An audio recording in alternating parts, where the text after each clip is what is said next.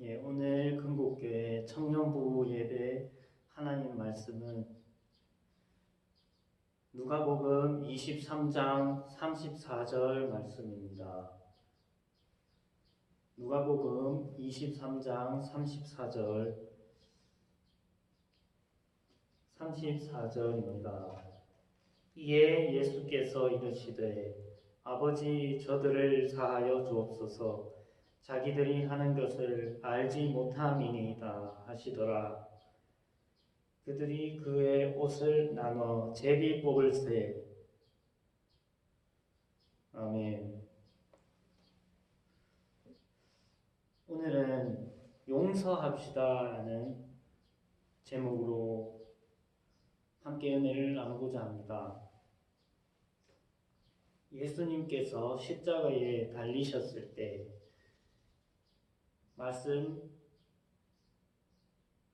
말씀을 7가지 말씀을 하셨는데 그 중에 제일 첫 번째 하신 말씀은 아버지여 저들을 사하여 주옵소서. 자기가 하는 것을 자기도 알지 못함이라. 자기가 하는 것을 알지 못함이니이다 라고 말씀하셨습니다.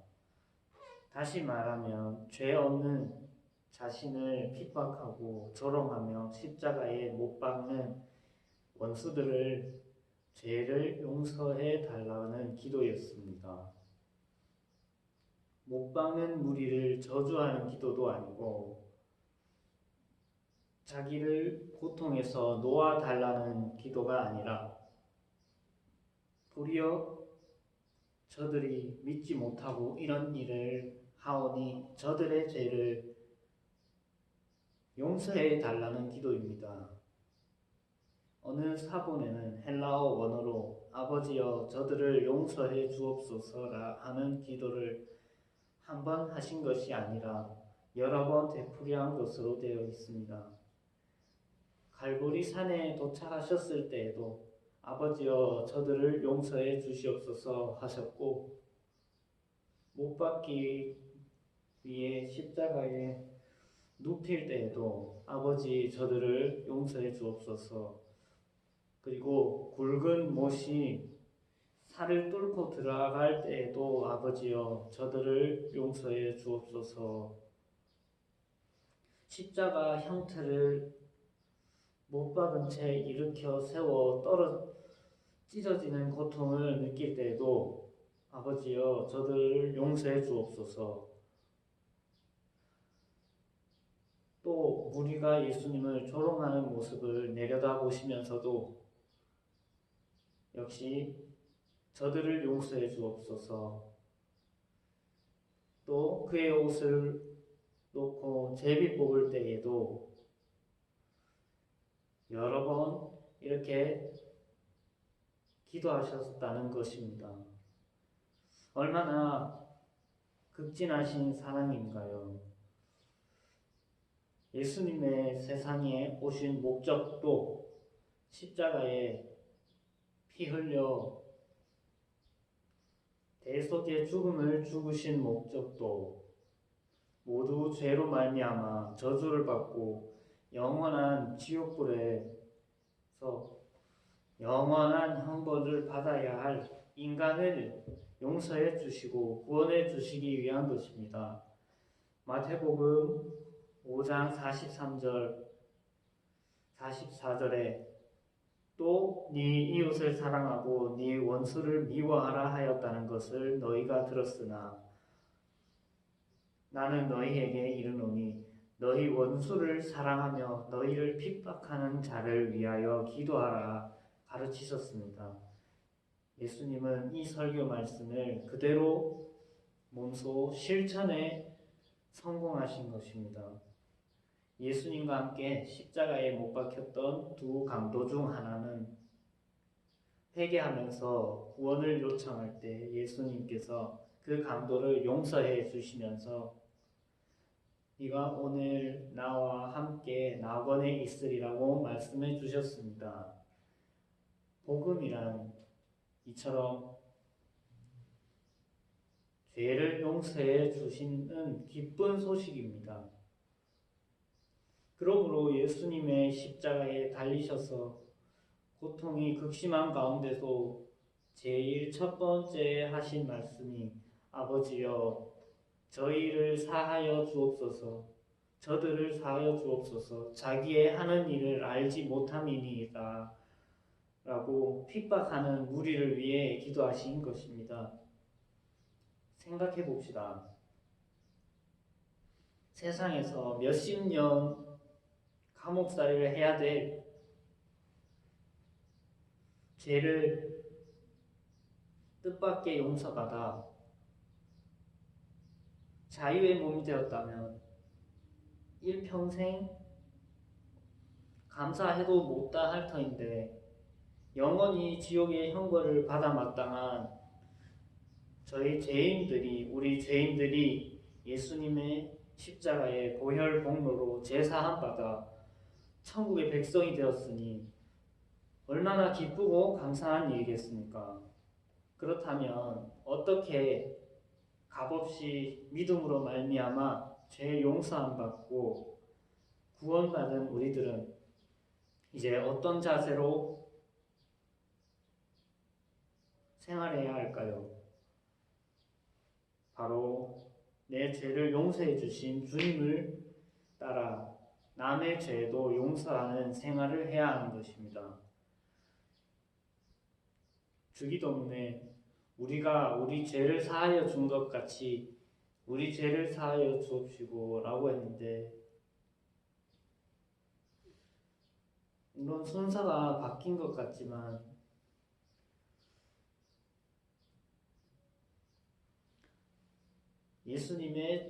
예수님께서 모든 사람의 죄를 용서해 주신 것처럼 우리도 남의 작은 허물을 계속 들추는 것이 아니라 남이 큰 잘못을 했더라도 많이 덮어주는 그런 대인배가 되었으면 좋겠습니다. 이것이 의무이며 예수님의 명령입니다. 이것은 선택이거나 옵션이 아닙니다. 남을 용서하고 남의 죄를 주님을 따라 용서하는 삶은 예수님의 명령이고 그리스도인의 의무입니다. 사랑의 원자탄이란 별명을 가진 손양원 목사님은 나환자촌에서 그들을 돌보면서 목회를 하던 중 여수 순천 반란 사건 때 공산당원 청년이 손 목사의 두 아들 동신군과 동인군을 총살시켰습니다. 그 후 반란이 진압된 다음 그 공산당을 체포하여 사형시키려고 할 때 이 손양원 목사님께서는 그를 죽인다고 내 죽은 아들들이 살아나는 것은 아니라고 살아나느냐고 하면서 구명운동하여 석방시키고 그 죽은 아들 대신에 그 아들을 죽인 그 사람들을 양자로 삼았습니다.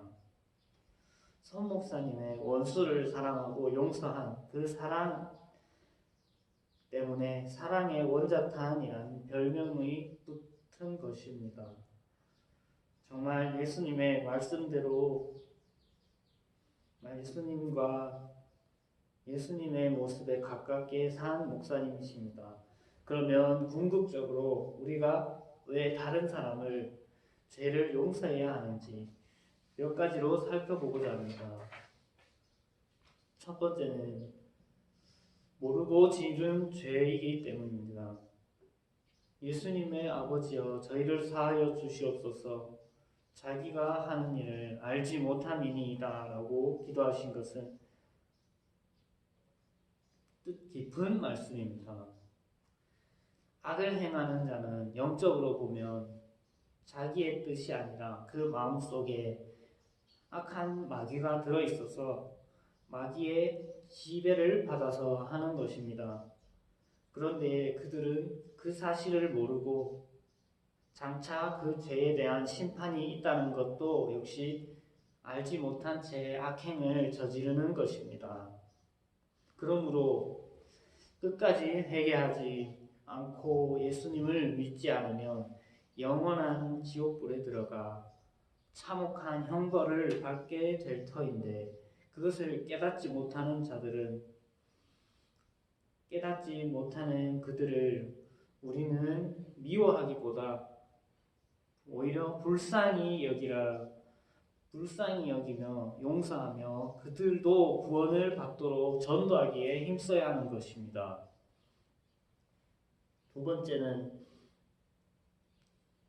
첫 번째는 모르고 지은 죄이기 때문에 우리가 다른 사람의 죄를 용서해야 하고, 두 번째는 나의 죄도 용서받았기 때문입니다. 하루는 베드로가 예수님께 내게 죄를 범하는 자를 몇 번까지 용서해 주는 것이 옳겠습니까? 7번까지 하면 되겠습니까? 라고 물을 때에 예수님께서는 70번씩 7번 용서해 주라고 하셨습니다. 이것은 숫자적으로 490번만 용서하라는 말씀이 아니라 무한히 계속 끝없이 용서해 주라는 말씀입니다.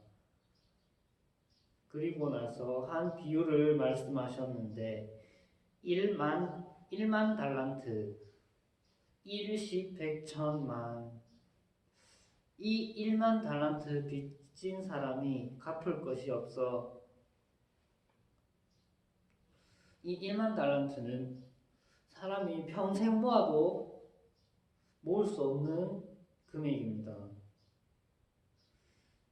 그 1만 달란트를 빚진 사람이 갚을 것이 없어 애원을 했기 때문에 그 주인이 탕감을 해 주었습니다.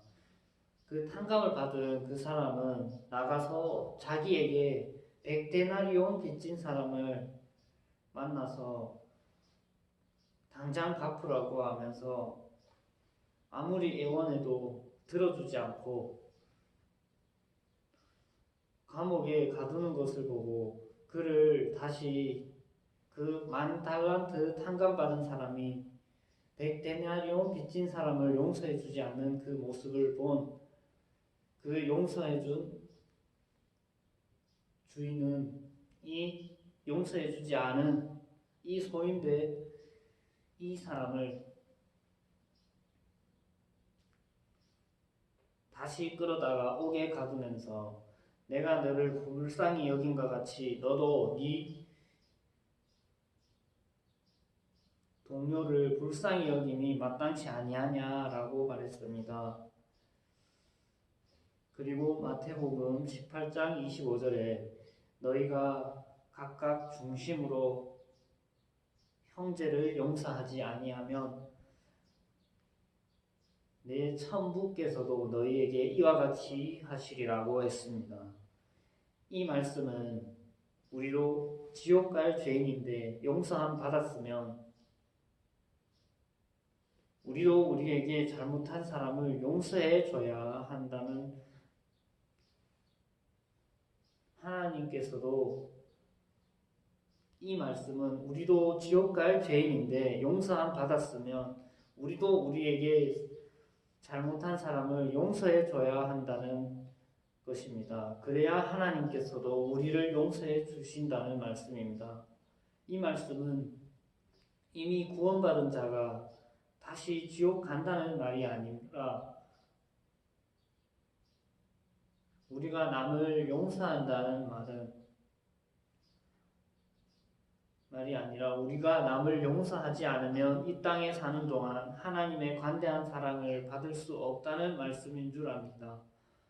우리가 다른 사람을 헤아리는 만큼 우리 역시 헤아림을 받기 때문입니다.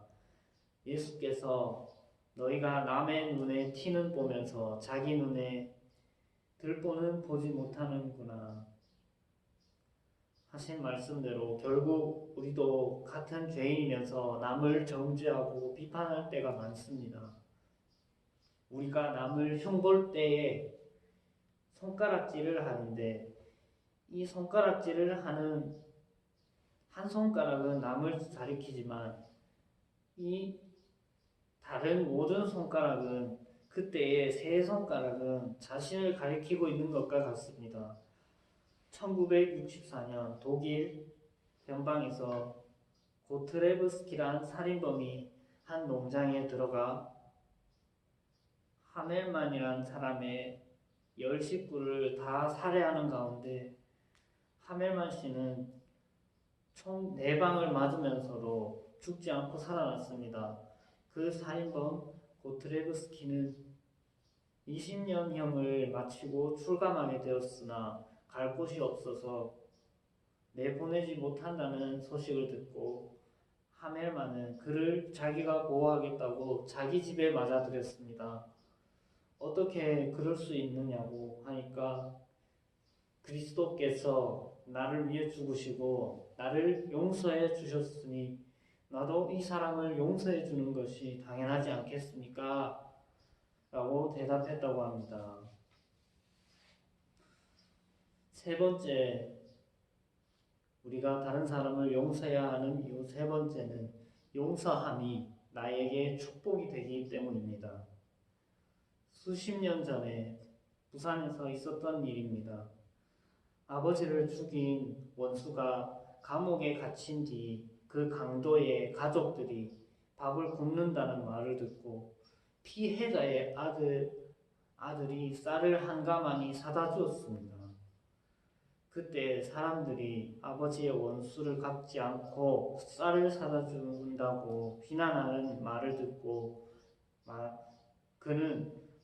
말을 듣자 그는 만일 내가 그 자식들에게 원수를 갚으면 그 자식들은 우리 자식들에게 원수를 갚고 자식의 자식이 서로 원수를 갚게 되면 악순환이 계속될 것 아닙니까?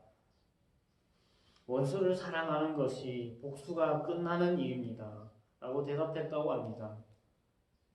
용서할 때에 이렇게 참으로 악한 자도 변화시킬 수가 있습니다. 최초의 선교자이신 스데반 집사님은 돌에 맞아 죽을 때에 회개하기 전에 사울이 거기에 찬성하고 지휘했다고 했습니다. 스데반 집사님을 돌로 죽일 때에 주동자가 회심하기 전에 사울이었다는 것입니다. 그때 스데반은 머리가 깨지고 척추와 늑골이 다 부서져서 피투성이가 되면서도 무릎을 꿇고 큰 소리로 기도를 하기를 주여 이 죄를 저들에게 돌리지 마소서라고 기도했습니다. 성경 주석가들 중에는 바울이 다메섹 도상에서 강한 빛을 받고 거꾸러지기 전 이때 순교하는 스데반의 천사 같은 얼굴과 기도하는 소리를 들으면서 내면의 빛을 받고 변화하기 시작했다고 말하는 사람도 있습니다.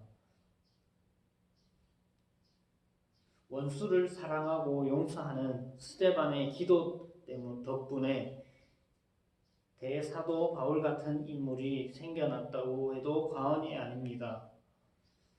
죄인인 내가 받은 하나님의 은혜를 생각한다면 나 또한 원수에게 은혜를 베풀며 용서하지 않을 수 없을 것입니다. 그러면 우리가 원수를 용서할 때 어떤 축복이 들어올까요? 첫 번째는 남을 불쌍히 여긴 만큼 자기도 불쌍히 여김을 받습니다. 남을 용서하지 못하면 자기도 잘못해서 막다른 골목에 처할 때 헤어날 길을 찾지 못하게 됩니다. 둘째는 나와 내 가정에 평안을 얻습니다. 내가 아는 친구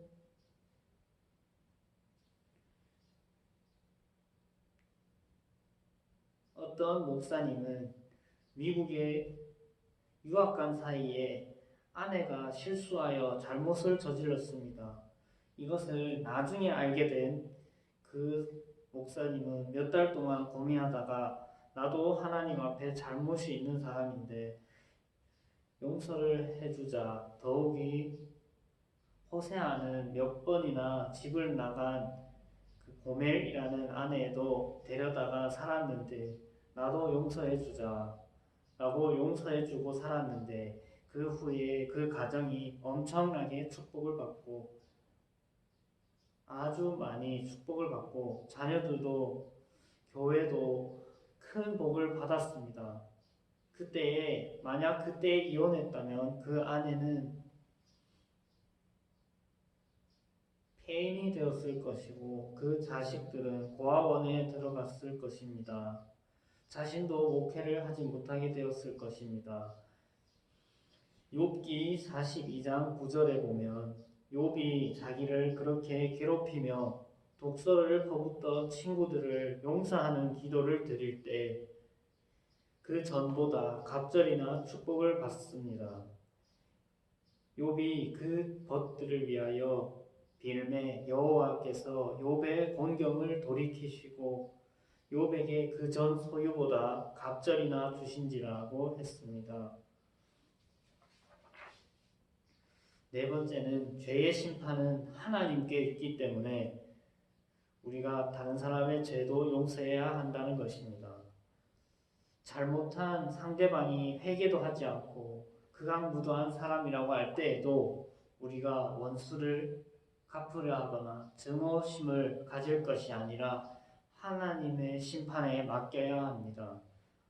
로마서 12장 17절에는 아무에게도 악으로 악을 갚지 말고 모든 사람 앞에서 선한 일을 도모하라. 19장 21절에 보면 내 사랑하는 자들아 너희가 친히 원수를 갚지 말고 진노하심에 맡기라. 기록되었으되 원수 갚는 것이 내게 있으니 내가 갚으리라고 주님께서 말씀하시니라. 주께서 말씀하시니라. 네 원수가 줄이거든 먹이고 목마르거든 마시우라. 그리함으로 네가 숯불을 그 머리에 쌓아 놓으리라. 악에게 지지 말고 선으로 악을 이기라고 하셨습니다. 우리 마음속에 증오심이나 복수심을 갖고 있지 말아야 합니다. 그것은 사단이 우리 마음속에 집어넣는 독소이기 때문입니다. 누가복음 9장에 예수님과 제자들이 예루살렘을 향해 갈 때 사마리아의 한 마을에 들어갔더니 그들이 예수님과 제자 일행을 받아들이지 않았습니다. 이것을 본 야고보와 요한이 격분해서 주여 우리가 불을 명하여 하늘로 쫓아내려 저희를 멸하라 하기를 원하시나이까 하고 말하자 예수님께서는 오히려 그들을 꾸짖으셨습니다. 어떤 소년이 용서가 무엇이냐고 묻는 말에 그의 어머니는 그것은 꽃이 짓밟힐 때에도 내뿜는 향기와 같다고 대답했습니다. 그렇습니다. 우리가 짓밟힘을 당하고 핍박을 받고 억울함을 당해도 독소를 내뿜지 않고 사랑의 향기를 뿜어야 합니다. 아예 악한 생각을 품지 않아야 합니다. 모라비안 선교사들이 에스키모인들에게 용서라는 말이 없어서 쉽게 설명하기를 더 이상 그 일에 대해 생각할 수 없는 것이라고 하는 것입니다.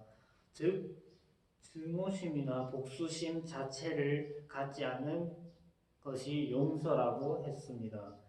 옳습니다. 악한 생각을 품지 말아야 하는 것입니다. 잊어버려야 하는 것입니다. 하나님께서도 우리가 회개하고 십자가의 피의 공로를 믿을 때 죄를 깨끗이 용서하시고 기억도 하시지 않으신다고 하셨습니다. 이사야 43장 25절에 나 곧 나는 나를 위하여 네 허물을 도말하는 자니 네 죄를 기억지 아니함이라고 하셨고, 사사기 44장 22절에 내가 너의 허물을 빽빽한 구름에 사라짐같이 너의 죄를 안개에 사라짐같이 도말하였으니 너는 내게로 돌아오라. 내가 너를 구속하였음이니라고 말씀하셨습니다. 그러므로 우리도 남의 죄를 용서하되 생각과 마음속에 기억도 하지 않고 잊어버리기까지 용서해야 되겠습니다. 우리가 그렇게 죄사함 받았기 때문입니다. 이제 기도하겠습니다. 하나님 아버지,